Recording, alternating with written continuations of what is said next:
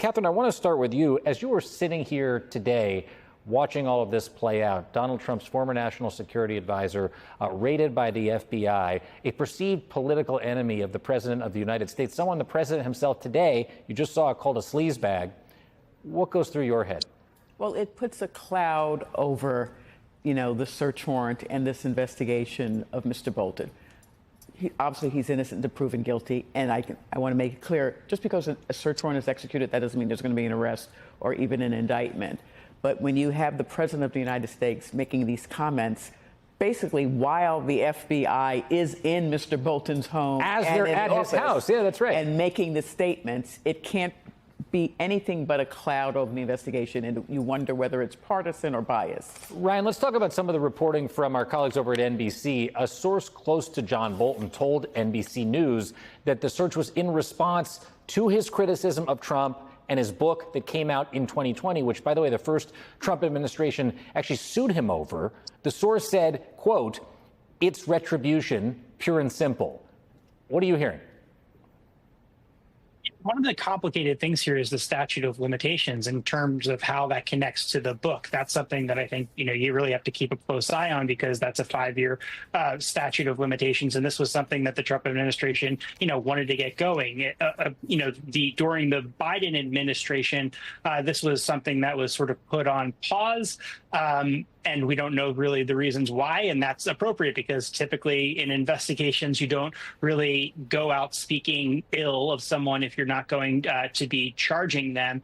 And this fits into a pattern with these searches today of these very public initial steps of investigations being publicized by the Justice Department and the FBI, doing it, as you see there in sort of these high-profile manners. The way we all sort of found out about this, I think, was through the New York Post, and that's been the way that a lot of these other cases have popped off, and we've seen, public referral letters coming in. So they're very eager to get the word out, which is not typically how the FBI and the Justice Department are supposed to operate under their guidelines. And then you, of course, had even public tweets moments after the search was happening from Kash Patel, from the FBI director, from the Attorney General of the United States, indicating that something was happening and sort of, poking at this idea, even if not directly violating the guidelines that the Justice Department and FBI are meant to operate under. Yeah, I'm so glad that you brought that up, because, Chris,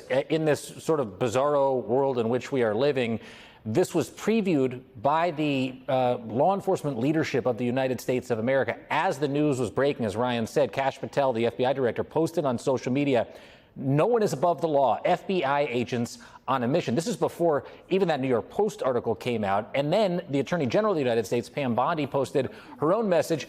"America's safety isn't negotiable," she wrote. Justice will be pursued always."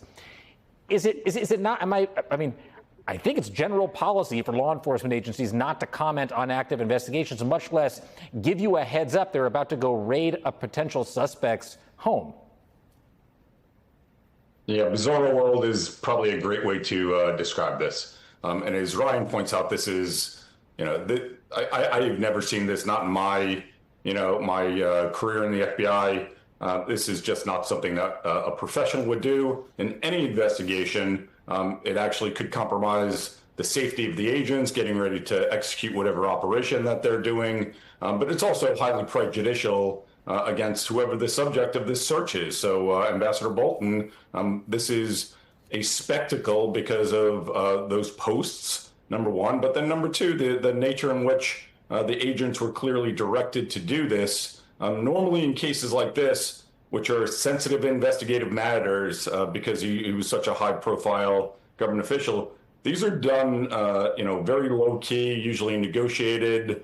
Agents will go dressed down and they'll execute the search, and the general public may never know about this unless the individual, in this case, Ambassador Bolton, would do some kind of press release. But this was done in a manner that wanted a spectacle, and they wanted it to be sensational.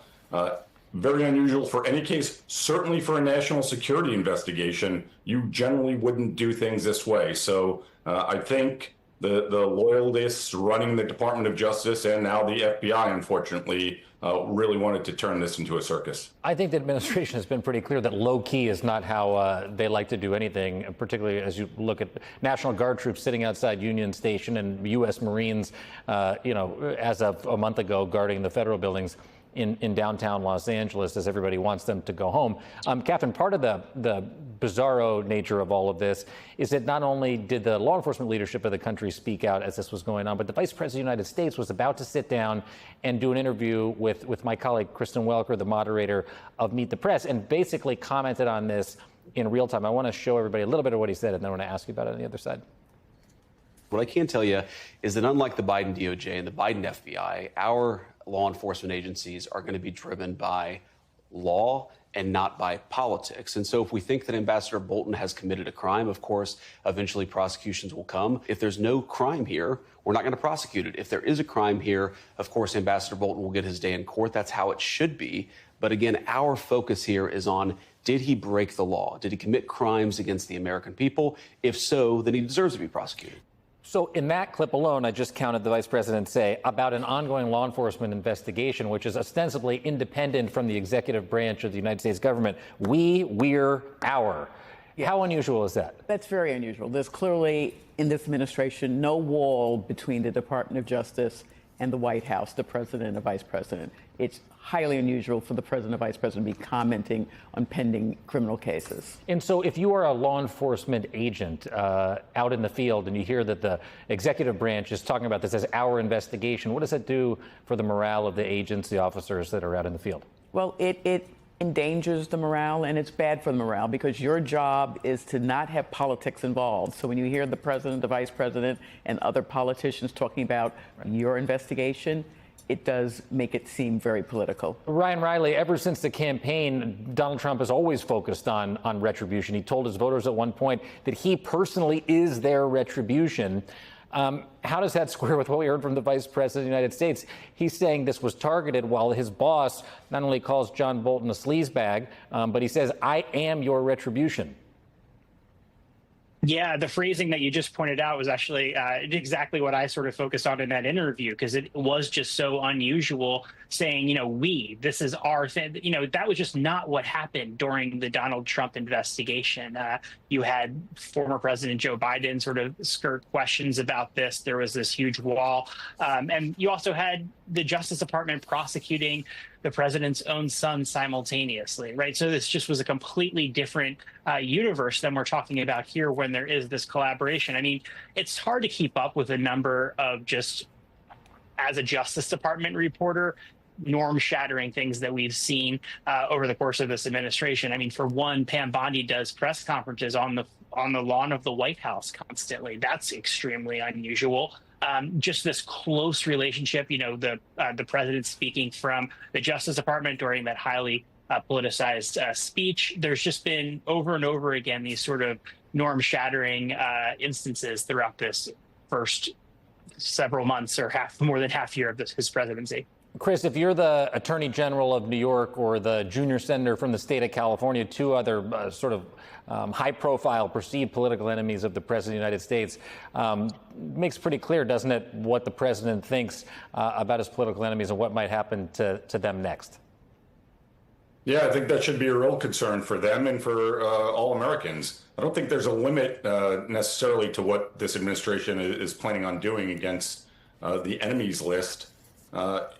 Just a couple of weeks ago, there was an AI-generated video of President Obama being arrested in the Oval Office.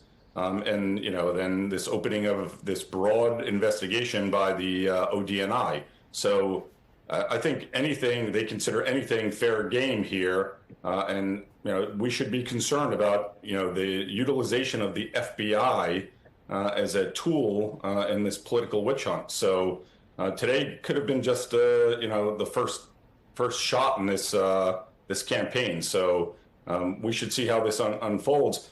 Listen, my emotions have vacillated all day. First of all, I have complete confidence in the integrity and professionalism of the FBI. So if the investigators found new information, part of an investigation into Ambassador Bolton that indicated that he was involved in a crime and then sought a search warrant, that would be one thing. But the timing was very suspicious. Now it looks like that information was provided to them by the director of the CIA, a fierce loyalist to the president, and it really, gives me pause.